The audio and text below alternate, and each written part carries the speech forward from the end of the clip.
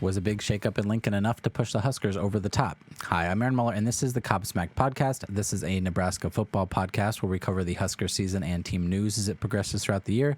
Every video episode is uploaded to YouTube, and the audio versions can be found on Apple, Google, and Spotify. If you enjoy the content, please consider leaving a like and following, sharing it. It helps me reach more ears and helps spread the podcast. This is going to be the first episode, Corn Popped Mini-sode, as I'm going to call them. There's no preview or recap to do this week, so this is going to be a shorter mini-sode to catch everyone up with the major talking points in Husker football. Getting into that, a lot has happened this past week in Husker country, so let's get into it. Frost gets reassured for another year. 4 offensive assistant coaches get fired in the process, and JoJo Domann is done for the season. So we're going to start with the JoJo Domann announcement first. He announced it on the Beat podcast with Sean Callahan. He's been doing that all season, and it's been a blast to listen to. If you haven't listened to it, go back and listen to the episodes. It's been interesting to see an active player talk as they're still playing games throughout the season. They're not all pre-recorded. They happen every week, and I really enjoy listening to it myself. But he has a quote as he announced it. He said, "For the past 6 years, I've been honored to play for Nebraska. I'm eternally grateful for the opportunity to be part of a special community and program. I will always be a Husker." That's JoJo Domann. He injured his hand in the Purdue game. You've seen it kind of wrapped up when we played Ohio State. He had surgery this past week, so that kind of spells the end of the season for him. He comes off the best game of his career in that Ohio State game, in my opinion. I think that he made so many big plays in that game himself. He made such an impact on the game that we had a chance to be in it because of his ability to play. He had a huge influence on the team as a whole, inside and out of the locker room. You've seen Garrett Nelson talking about him after the game last week and how much JoJo meant to the team and specifically to him as a defensive player. But the fans love him, wish him well going forward, no matter where he's going to end up. You expect to see him smashing quarterbacks on Sundays, though. Flipping over to the next one, though, the big story of the week was that Scott Frost is retained for at least one more year. They made the announcement on social media first, and then they had a press conference after that. But there was lots of mixed opinions on if Trev Alberts is making the right choice here. Personally, I love the decision as a whole, all around, for both Frost and for Trev Alberts. Trev's making the right moves as far as loyalty to a former player and also loyalty to the university. Obviously, bringing back Scott Frost, giving him more time than any other person probably would have seen here. It gives faith that Frost is the right direction to go forward with, or at least keeping somebody around and giving them extra opportunity, as opposed to hiring somebody new after 4 years once again. But as for the university side of things, restructuring his contract and reducing the amount he's going to get paid out if it doesn't work out, that was a good move on the university part as far as monetary gain.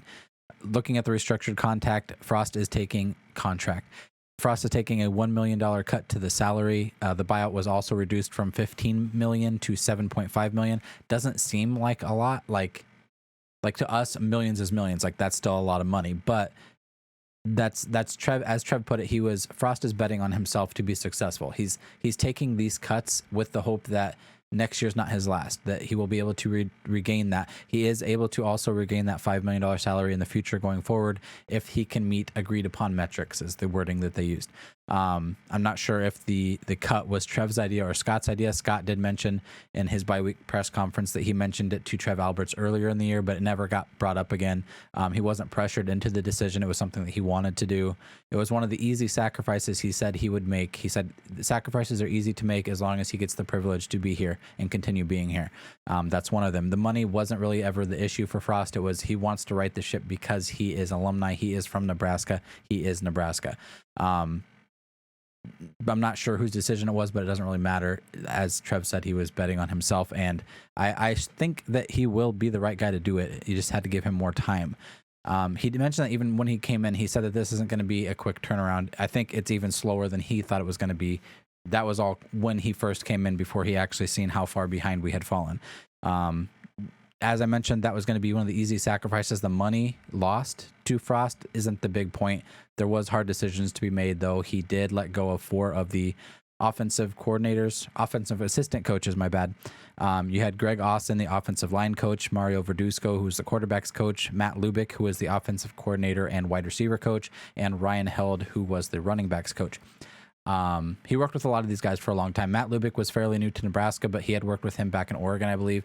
But he's worked with these guys for a long time. Loyalty has been huge with Scott Frost. I think that's just kind of a Nebraska thing. Like once you are a Nebraska alumni, you're kind of loyal to the people around you. Trev Alberts is the same way with Frost. He mentioned that in his thing as well, going back to that he said if he has to default to something, he will default to loyalty, but not blind loyalty. So if this doesn't work out, he's not going to be so loyal to Scott Frost that he's going to hold on to him for too long. He's just giving him more opportunity than he would have otherwise. But Frost is also the same way with his guys. Like it's to the point where between Adrian, between the assistant coaches, like people were digging at him. They're like his loyalty is going to be the thing that gets him out of a job.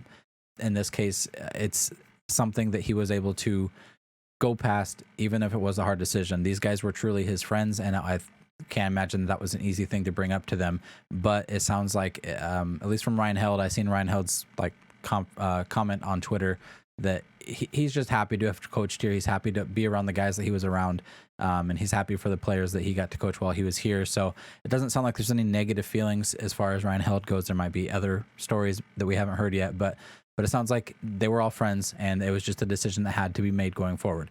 But if you look at it from a realistic standpoint, the offense hasn't been up to snuff consistently enough. We had games where we would explode on offense, and you've seen the potential there, but it just wasn't consistent against tough opponents. It was a bigger change than I expected to see. I figured that the offensive line and the quarterback coach might be going, but this is like a complete overhaul. I didn't expect Ryan Held to be going at all, and Matt Lubick, I thought that I liked the way he talked in the press conferences. I liked how he went into detail on things. I just didn't see him leaving. But he's only bringing back the tight ends coach, Sean Beckton. And other than that, it's a complete offensive overhaul. There's a lot of comparisons to Frank Solich in 2002, overhauling the entire defense and then coming back and winning a lot in 2003. He won a lot anyway. It was a 7-7 season, I believe, 7-6 season in 2002. And then he rehauled the defense and they won 9 games. And then he ended up getting fired, which is beyond the point. But some fans don't like the timing of letting go of the coaches before the season ends, but I think that the signing day, like the recruiting period in December, has a large part in that. And then also, I think it was kind of a way for Scott to give his friends, coaches, ability to find new homes before the recruiting happens, so they can go somewhere, they can establish themselves, and they can bring in guys before the spring ball starts. So I think it was kind of a mixture of probably mostly recruiting and signing day stuff, but I think it was also a chance to give them guys a chance to go out and look for new homes, essentially. But I did think that it gives recruiting a solid foot to play off of. If these guys aren't going to be here, there's no sense in sending them out to try to recruit guys to come here when they're not going to be here next year. And it also gives recruits the ability to look, if by re-solidifying that Scott's going to be here next year, it re-solidifies people's ability to look and say, I'm going to go there. My coach will still be there next year. And looking forward, though, we do have 2 games left. And so I was wondering how that's going to work with 4 assistant coaches being gone, almost all the offensive coaches being gone. How are they going to be able to manage practice, let alone a game, and let alone 2 games going forward? And they're not easy games going forward. So it sounds like they're going to pull an analyst to help cover coaching roles to finish the season out. And with guys like Ron Brown coaching the running backs, as anybody who knows Ron Brown knows that he has a ton of experience going there, maybe it won't be so bad. It doesn't sound like everybody's going to be up to Ron Brown's level as far as experience and coaching ability goes, but they have people to fill in the roles, and they're going to do that on an interim basis until the season is over. My biggest surprise from the whole thing, Scott had his conference during the bye week. My biggest surprise is that he mentioned that he wants to step back from play calling next year. And almost like the offense entirely. He says as an offensive coach, he's going to be involved in it no matter what. But as far as on the field stuff goes, he's not going to be a part of play calling. He wants to become more of a team manager. He made comments about not being able to coach during games because of his play calling abilities and his need to run the offense. He felt like he wasn't able to coach individual players during the game, and that was detracting from his ability as a head coach. There's lots of complaints from the fan base here saying we brought him in as an offensive coach. His offense isn't panning out, so now he's going to back off and bring somebody else in to do his job. I don't think that's it at all. Make comparisons to Nick Saban. Nick Saban does the same thing. He brings in the best guys that he can to work on his staff, and then he kind of oversees them as like a managing the players and the coaches together. So I don't think it's a bad thing, as long as he's still going to be involved in the game plans. He's still going to be involved in the weekly meetings and things like that. He's still going to oversee the direction of the program. He's just not going to be making the individual decisions play by play so that he can focus on the bigger areas of the game, like game management, calling timeouts when he needs to call timeouts, things like that. But so getting into that, though, there's 4 vacant spots for coaches now. The previous salaries mixed with that $1 million pay cut allots for roughly $2.5 million to hire new staff, which is quite a bit of money to hire new staff. So priority number 1 is going to be a new offensive coordinator. Throw a bunch of money at that guy. Bring in the best guy you can. Scott said he wants to bring in somebody he can trust, and that when they come in, more than likely they will help him fill out position coaches. He said it's ultimately going to be up to Scott Frost to make those decisions. But if he was an offensive coordinator coming in, he would have strong opinions on who should be hired to fill out those offensive assistant positions. Could Scott possibly slide over and do the quarterback coach role? He said it's a possibility, but it doesn't make a ton of sense if he's trying to step back from those roles a little bit. We'll see how the puzzle fits after the offensive coordinator hire, but he has had success in the past at Oregon, specifically with Marcus Mariota. So if he were to cover that quarterback slot, that would leave 3 assistant coach positions open. You have to cover the wide receiver coach, the offensive line coach, the running back coach, possibly special teams coach. Would he hire a dedicated special teams coach? He said it's not a priority, but he would love to. If he is to coach the quarterback spot, that still leaves one of those people is going to have to be doing double duty, whether that being the offensive coordinator, still coaching a wide receiver or a quarterback, or offensive line, probably not offensive line. But if the offensive coordinator is going to be doing double duty as far as coaching a position, then that does leave a slot open for a special teams coach. And I'm sure all of the Husker fans would love to hear a special teams coach being dedicated to only special teams because they have been so bad. It doesn't sound like Frost sees it the same way. It sounds like he trusts that our special teams has been progressing since he's gotten here. It's just a specialist problem. It's a kicking problem. And if we can correct that, then the special teams will be better overall. But I don't know. I would like to see a special teams guy, or at least a more dedicated special teams guy, come in and fulfill that role. But there's lots of questions going into this next season for Scott Frost. In many ways, we've been saying it every game so far that it's a must-win game. It's a must-win game. Next season is a must-win for Scott Frost. He needs to win more next year for him to be able to come back. Will he stick with a similar offense? He said that there was going to be no wholesale changes to the offensive scheme with the new offensive coordinator. I would hate to lose the option looks that we've been getting, both for tradition's sake and for the fact that it's fun to watch the option being run. I hope that he brings somebody in that's still able to mix that in there.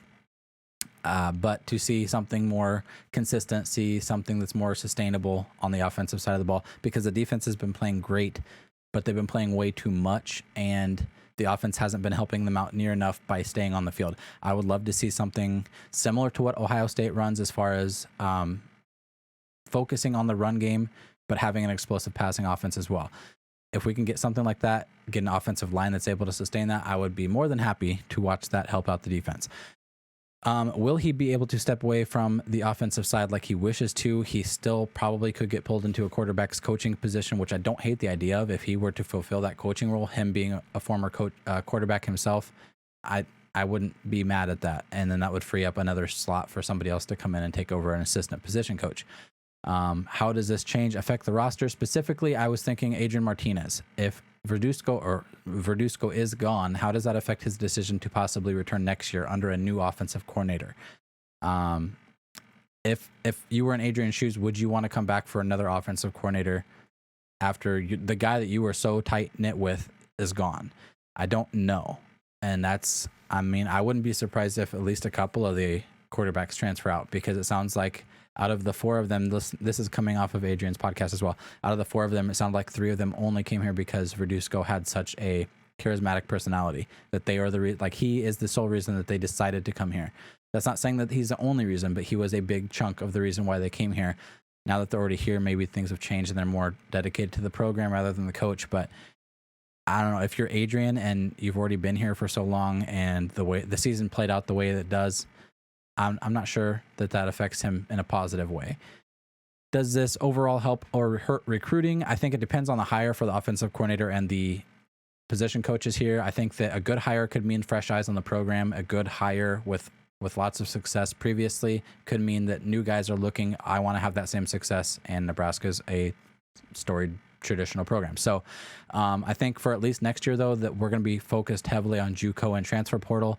I think those are going to be huge. I think that experience is needed right away for Scott Frost. And he mentioned something along the same lines earlier, like a couple weeks ago. I think that he mentioned that we need to have experience come in as opposed to developing freshmen next year, because as I mentioned, he has 12 games to show improvement, and we can't show improvement if we don't have experience right away. So I think to bring in some guys from JUCO and the transfer portal that have experience previously, I'm not sure how many big names you're going to get, but names that are going to fit the schemes that you're going to try to run more so than individual effort.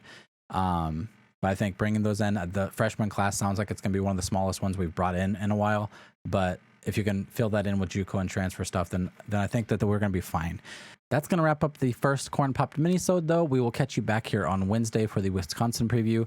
Does the shakeup worry you, or does it give you more hope going forward for the program, for the future of the program? Do you think this was a good decision? Let me know in the comments below, or you can find me on Twitter at Cobsmacked Pod. But until next time, go Big Red.